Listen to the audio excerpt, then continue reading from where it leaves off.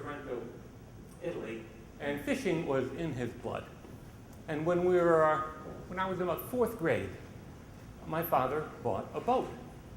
It was a 14-foot molded fiberglass boat, and he would take it, we were in Connecticut, and he would take it down to Milford, Connecticut, and go fishing in the Long Island Sound.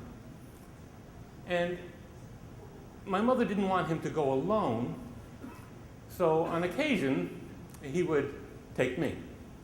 And as was mentioned earlier in the evening, I had some difficulty with seasickness. Well, no difficulty at all. Actually, I would get seasick very easy, but it would pass. And this was the Long Island Sound. So it's not really the open ocean, but it could get kind of rough. And we go out fishing. We go fishing for blues, which are these usually rather large fish, and they just ate all the time. I mean, you know, most fishing, you go for fishing types, and it's good to fish for them in the morning or in the early evening. You could fish for bluefish all day long. They just ate all the time. And you would follow the seagulls because these schools of bluefish would be eating, and they get seasick too, and they regurgitate.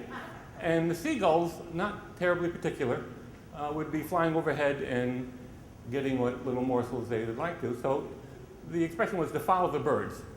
So I would steer the boat, and we'd follow the birds, and we'd be fishing all day long. And it was a nice father and son activity.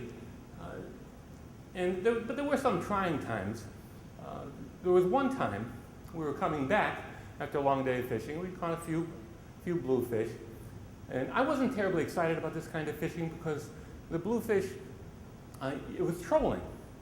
So you're just in the boat, and the boat was moving all the time, and you actually used wire line, metal, not this non-filament thin line they use in fly fishing and other kinds of fishing. It was metal, wire line, and it would be 150 yards out, and which is pretty easy to send the line out because the boat's moving and you have a lure on there and it just drags and it just goes out. It goes out very easy.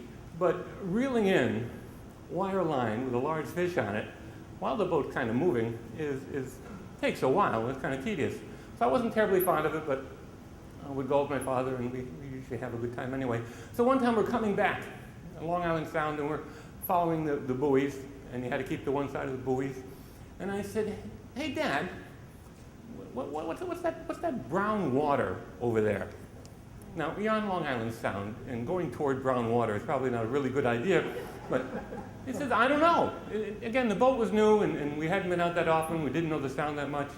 And so let's go and find out. So we steer the boat over to the brown water, and we run it around. The brown water was brown because of the sandbar that was very close to the surface of the water. That's what made it brown. So we're stuck on the sandbar with the tide going out, and my father's a little upset.